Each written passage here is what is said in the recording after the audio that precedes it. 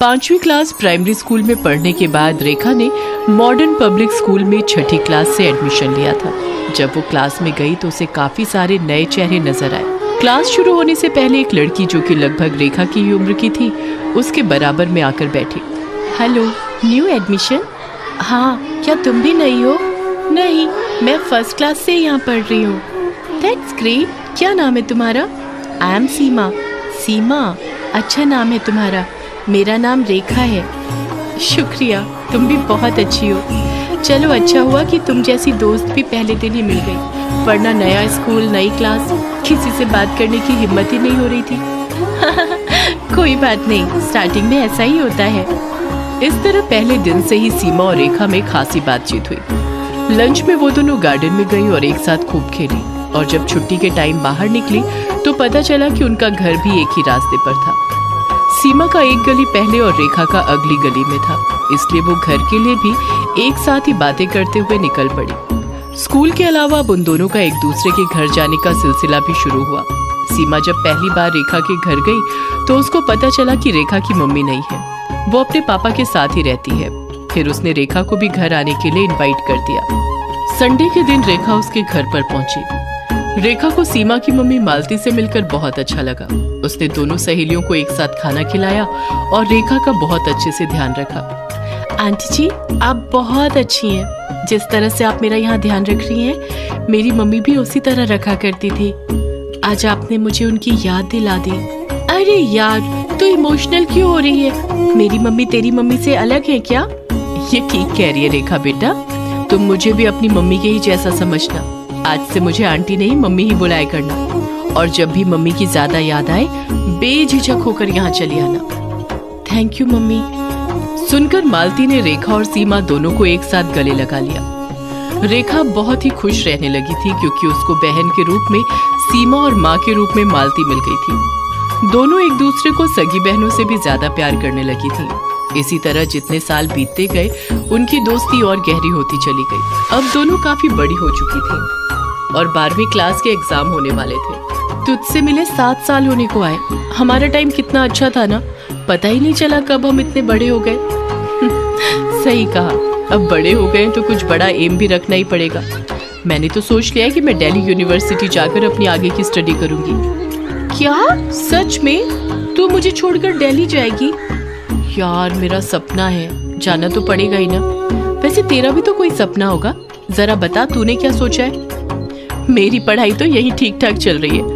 मेरा सपना है तेरे ही साथ स्टडी कंप्लीट करूं और तुझे दुल्हन बनकर अपनी आंखों के सामने फेरे लेते हुए देखूं। उसके मुंह से ये बात सुनकर सीमा इमोशनल हो गई और बोली, तू कितनी प्यारी है मेरी बहन, तूने अपना सपना तक मुझसे जोड़ा हुआ है। तुझ जैसी दोस्त नसीब वालों को ही मिलती है। दिल्ली जाकर मुझे भूल मत जाना। मैं कहीं नहीं जाने वाली तुझे छोड़कर। मैं तो बस देख रही थी कि मुझसे अलग होने की बात सुनकर तू क्या रिएक्शन देती है। सच में तू नहीं जा रही? नहीं जाने वाली मैं कहीं भी। तेरा और मेरा रिश्ता तो आखिरी सांस तक चलेगा। ये सुनकर रेखा ने उसको कसकर गले लगा लिया। अगले कुछ सालों के बाद दोनों की स्टडी भी कंप्लीट हो गई और उनके घर वाले उनके लिए रिश्ता ढूंढने लगे। सीमा की कुंडली एक लड़के से मिली और उसकी शादी की डेट भी फिक्स हो गई। 1 हफ्ते बाद मेरी शादी है, अब तू यहीं मेरे पास रुक जा, शादी तक यहीं रहना, ओके? क्यों नहीं, आखिर तुझे दुल्हन बनकर फेरे लेते हुए भी तो देखना है। हाँ यार, तेरी इन ख्वाहिशों की वजह से ही तो मैंने शादी के लिए हाँ की है, वरना मेरी क्या उम्र थी शादी करने की।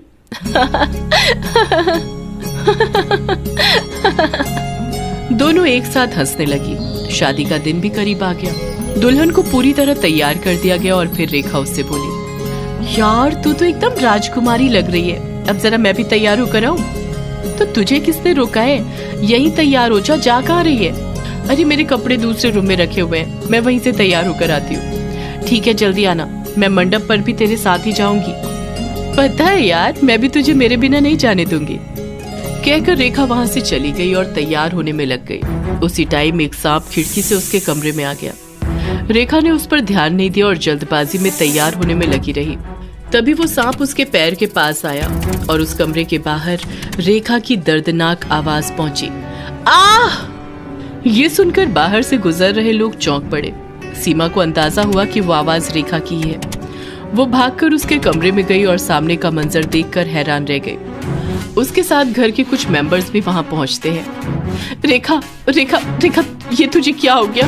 तू तो नीली पड़ती जा रही है। रेखा ने खिड़की से बाहर निकलते हुए सांप की तरफ इशारा करते हुए कहा, मुझे उस सांप ने काट लिया। तुझे कुछ नहीं होगा। मैं अभी तुझे डॉक्टर के पास लेकर चलती हूँ। मम्मी पापा को बुलाओ, इसको जल्दी से हॉस्पिटल लेकर चलो। नहीं, अब मैं कुछ ही टाइम की मेहमान। तू चुप कर, कुछ नहीं होगा तुझे। कोई बात नहीं सीमा, मेरी ख्वाहिश थी कि मैं तुझे दुल्हन बनकर फेरे लेते हुए देखूं, और वो ख्वाहिश आज पूरी जरूर होगी। क्या तू मेरी ख्वाहिश पूरी नहीं करना चाहती? सीमा की आंख से आंसू निकल पड़े और वो रोते हुए बोली, मेरी बहन, मैं जरूर तेरी ख्वाहिश पूरी करूंगी। मैं नहीं चाहती कि मेरी आखिरी सांसें एम्बुलेंस में खत्म हो। मैं चाहती हूँ कि तेरी शादी को होते हुए देखकर मेरी आंखें बंद हो। ऐसा ही होगा मेरी बहन, कहकर सीमा अपने पापा से कहती है, पापा रेखा को संभाले। उसके पापा रेखा को गोद में लेकर चलते हैं और उसके बराबर में सीमा दुल्हन बनी हुई मंडप तक पहुंचती है। रेखा के सामने ही सीमा फेरे लेती है और सभी उनकी इस दोस्ती को देखकर इमोशनल नजर आते हैं। फिर मंगलसूत्र पहनने के तुरंत बाद ही सीमा रेखा से बोलती है, देख रेखा, मेरी शादी हो गई, अब तो तू खुश है ना? हाँ, मैं खुश हूँ। अब बस मरते दम तक तेरे साथ रहूंगी, वही ख्वाहिश रह गई है। इस घर से तेरी डोली और मेरा जनाजा एक साथ उठेगा। नहीं, अब मैं और नहीं रुकूंगी, मैं अभी तुझको हॉस्पिटल लेकर चलती हूँ। अरे पागल, तूने तो मेरी आखिरी ख्वाहिश भी पूरी कर दी। अब मैं चली भी जाऊं तो मुझे कोई गम नहीं है। इतना कहते ही रेखा पूरी तरह नीली पड़ गई और उसने वहीं दम तोड़ दिया। सीमा ने रोते हुए उसको गले लगा लिया और फिर वही हुआ। सीमा की डोली और रेखा की अर्थी एक साथ उस घर से निकली। जो भी उनको देखता सीमा और रेखा की दोस्ती की मिसाल देता। अरे सुनती हो टीना और लीना, आज कढ़ी चावल राजमा और खीर का रायता बनाना मसाला डाल के। ठीक है चोटी वाला सेठ। चोटी वाला सेठ के ये कहते ही टीना और लीना खाना बनाने में जुट जाती हैं और फिर ग्राहकों के आने का समय हो जाता है। ग्राहक खाना खाने के लिए आने लगते हैं। चोटी वाला सेठ खाना मिलेगा क्या? मिलेगा जरूर मिलेगा, मसाला डाल के। आप तशरीफ तो रखिए। चोटी वाला सेठ ये कह ही रहा होता है कि तभी वहाँ गणेशी अपने ऑटो रिक्शा में सवार होकर आता है। उसे देखते ही चोटी वाला सेठ खुश होते हुए कहता है, वेलकम वेलकम, आओ तुम्हारा हार्दिक वेलकम है मसाला डाल के। आज तो हमारी बहन टीना ने कढ़ी चावल राजमा बनाया है ना सेठ, मसाला डाल के। हाँ बिल्कुल बनाया है मसाला डाल के। एक दिन चोटी वाला सेठ टीना और लीना को उनका वेतन दे रहा होता है तो अचानक लीना उस पर गुस्सा दिखाते हुए कहती है, आपने इस टीना को मुझसे ज्यादा पैसा क्यों दिया चोटी वाला सेठ? क्योंकि ये तुमसे ज्यादा जायकेदार खाना बनाती है मसाला डाल के। ये सुनकर लीना चुप हो जाती है और उसके मन में टीना के लिए जलन पैदा हो जाती है। वो मन ही मन कहती है, सब इस टीना की बनाई कढ़ी चावल और राजमा की बड़ाई करते हैं और ये चोटी वाला भी इसको मुझसे ज्यादा वेतन देता है। कुछ न कुछ तो करना ही पड़ेगा मसाला डाल के। टीना अपनी सास शारदा और 9 साल की बीमार बेटी अंकिता के साथ रहती थी। उसकी बेटी अंकिता को अक्सर दौरे पड़ते रहते थे और उसका इलाज चल रहा था। एक दिन टीना चोटी वाला सेठ के ढाबे पर खाना बनाने में लगी हुई थी कि तभी उसकी सास शारदा भागते भागते वहां आती है। शारदा टीना से कहती है, अरे बहू, अंकिता को दौरा पड़ा है, उसे डॉक्टर के पास ले जाना है, जल्दी से कुछ पैसे दे दो। ये सुनकर टीना परेशान हो जाती है और चोटी वाला सेठ को अपनी परेशानी बताती है, मगर चोटी वाला सेठ उसे पैसे देने से साफ मना कर देता है। मैं तुमको वेतन दे सकता हूँ, एडवांस में पैसा बिल्कुल नहीं दे सकता। मसाला डाल के, मेरे पास काम करना है तो करो वरना घर जाओ मसाला डाल के। ये सुनकर टीना की जुबान पर ताला लग जाता है, मगर लीना के दिमाग का ताला खुल जाता है। कुछ देर बाद चोटी वाला सेठ किसी काम से बाहर जाता है तो लीना मौका देखकर ढाबे के गल्ले पर झट से हाथ साफ कर लेती है। फिर कुछ देर बाद चोटी वाला सेठ वापस आता है तो खाली गल्ला देखकर चौंक जाता है। पैसा कहाँ गया मसाला डाल के? गल्ले का सफाया किसने किया मसाला डाल के? ये कहकर चोटी वाला सेठ टीना और लीना को आवाज देता है। टीना, लीना, अरे जल्दी से इधर आओ, मसाला डाल के यहाँ बहुत बड़ा घोटाला हो गया है। टीना और लीना भागते हुए चोटी वाला सेठ के पास आती हैं। उन्हें देखते ही चोटी वाला सेठ उन पर गुस्सा दिखाते हुए कहता है, हमारे गल्ले पर तुम में से किसने हाथ सफा किया मसाला डाल के? जिसको पैसा की जरूरत थी वही करेगी। इस टीना ने गल्ले से पैसा उड़ाया है चोटी वाला सेठ। क्या तुम देखा मसाला डाल के? और नहीं तो क्या, अपनी आंखों से देखा था मैंने। ये सुनकर चोटी वाला सेठ टीना पर आग बबूला हो जाता है। तुम अभी का अभी मेरे ढाबे से निकल जा चोरनी, अब मैं तुझे काम पर नहीं रख सकता मसाला डाल के। पर चोटी वाला सेठ, मैंने चोरी नहीं की, ये लीना मुझ पर झूठा इल्जाम लगा रही है। ये कहकर टीना चोटी वाला सेठ को बहुत समझाने की कोशिश करती है, मगर वो टीना को धक्के मारकर ढाबे से बाहर कर देता है। टीना जाते जाते चोटी वाला सेठ से कहती है, देखना तू एक दिन बहुत पछताएगा चोटी वाला सेठ। चुप कर चोरनी कहेगी, भाग यहाँ से, वरना तुझे पुलिस के हवाले कर दूंगा मसाला डाल के।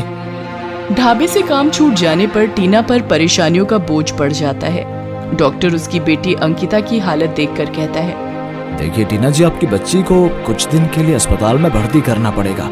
जब तक इसकी हालत में सुधार नहीं आता, ऐसा करना बहुत जरूरी है। ठीक है डॉक्टर साहब, मैं पैसे का कुछ इंतजाम कर लेती हूँ। अब टीना बेटी का इलाज कराने के लिए पैसे का इंतजाम करने के लिए दिन रात एक कर देती है, मगर उसे कहीं से भी पैसा नहीं मिलता। तभी एक दिन उसका भाई गणेशी उसके लिए उम्मीद की एक नई किरण बनकर आता है।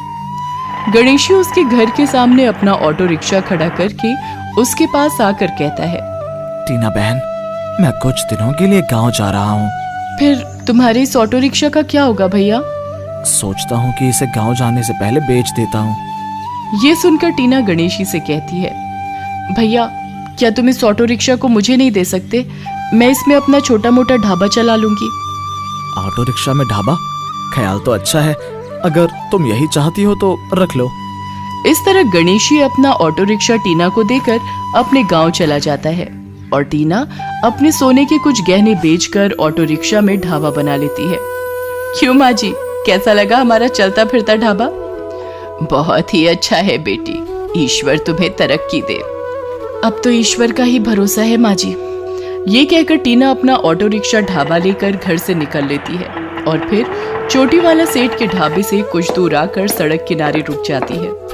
वहाँ के कुछ लोग पहले से ही टीना को जानते थे और उनको टीना का बनाया खाना बहुत पसंद था, इसलिए टीना के वहाँ खड़े होते ही उसका ढाबा चलने लगता है।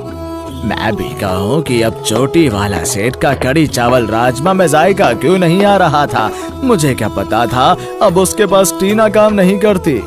टीना बहन, सच में ही तुम्हारे हाथ का कड़ी चावल राजमा खाकर उंगलियां चाटने को मन करता है। अब तो टीना का अपना ऑटो रिक्शा ढाबा खुल गया है बहन। अब तो तुम सब रोज ही हमारे हाथ का बना कड़ी चावल राजमा खा सकते हो। कुछ ही दिनों में टीना का ऑटो रिक्शा ढाबा चलने लगता है और लोग चोटी वाला सेठ का कड़ी चावल राजमा खाना ही बंद कर देते हैं। टीना जैसे ही अपना ऑटो रिक्शा ढाबा लेकर आती, उसके आते ही ग्राहकों की भीड़ जमा हो जाती, जबकि चोटी वाला सेठ घंटों आंखें फाड़ फाड़ कर सड़क की तरफ देखता रहता। तब जाकर कोई भूला भटका ग्राहक उसे फंसता। इसलिए चोटी वाला सेठ अब टीना को काम से निकालकर पछतावा करने लगता है। मैंने टीना को काम से निकालने से पहले सोचना चाहिए था मसाला डाल के। उससे ज्यादा लजीज खाना तो शायद ही कोई दूसरा बनाने वाला मिले। धीरे धीरे टीना का ऑटो रिक्शा ढाबा और अधिक अच्छा चलने लगता है और उसके पास पैसा बरसने लगता है। पैसा आते ही वो 1 से 2 और 2 से पूरे 4 ऑटो रिक्शा ढाबे तैयार करके उन पर नौकर रख लेती है और उन्हें शहर के अलग अलग स्थानों पर खड़ा करने लगती है। इस तरह उसकी आमदनी चौगुनी हो जाती है। उधर चोटी वाला सेठ का धंधा बंद होने की कगार पर पहुंच जाता है, इसीलिए वो टीना के पास जाकर कहता है, ए टीना, तुम अपना मोबाइल ढाबा कहीं और जगह लेकर रखो ना, यहाँ मेरा ढाबा डिस्टर्ब होता है मसाला डाल के। क्यों चोटी वाला सेठ, मेरा ऑटो रिक्शा ढाबा जिस सड़क पर खड़ा है वो सड़क तेरे बाप की है क्या? वो तेरे बाप का भी नहीं है मसाला डाल के। मैं तो बस तुझे समझा रहा हूँ, मान जाओगी तो तुम्हारा ही भला होगा, वरना पछताओगी मसाला डाल के। चोटी वाला सेठ ये कहकर वहां से चला जाता है और फिर कुछ दिन बाद वो गांव के एक नामी गुंडे से मिलता है और उससे अपनी समस्या का समाधान करने को कहता है। देख लो शेरा, अगर तुम हमारा ही काम कर दोगे तो हम तुमको पूरा एक खोखा देंगे मसाला डाल के। तेरा ये काम आज ही हो जाएगा चोटी वाला सेठ। ये कहकर शेरा अपने आदमियों से कहता है, चलो बे गाड़ी तैयार करो, हमें उस कड़ी चावल राजमा वाले के ऑटो रिक्शा ढाबे की बैंड बजा कर आनी है। उसके कहते ही गाड़ी तैयार हो जाती है और फिर शेरा अपने आदमियों के साथ टीना के ऑटो रिक्शा ढाबे पर पहुंचकर उसे धमकी देते हुए कहता है, ए ओ टीना वीना, क्या नाम है तेरा? अपने इस ऑटो रिक्शा की चोटी वाला सेठ से ढाबे से दूर लेकर जा, समझी? ये तो यही लगेगा, आपके कहने से मैं इसे कहीं और क्यों लगाऊं?